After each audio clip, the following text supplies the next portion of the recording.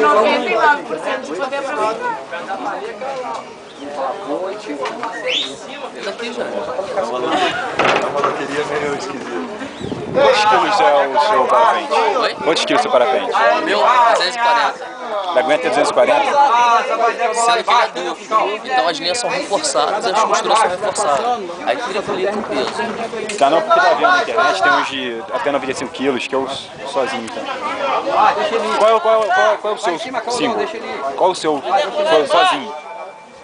O seu paraquedas que você usa, parapente, você usa pra pular sozinho. Qual é? De peso? Até o 95 eu Você posso usa? usar.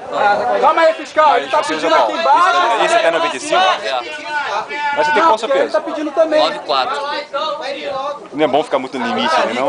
Porque eu também tenho 9,4. Diga uma mobilidade. É igual o carro de direção. Confirma agora aqui embaixo, que ele tinha pedido, entendeu?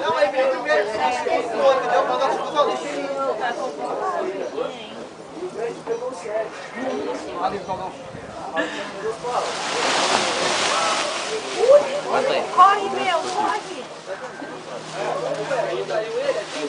Porra, velho, eu não Tem isso, né? Tem. E eu vou com a bandeira dos Estados Unidos, né?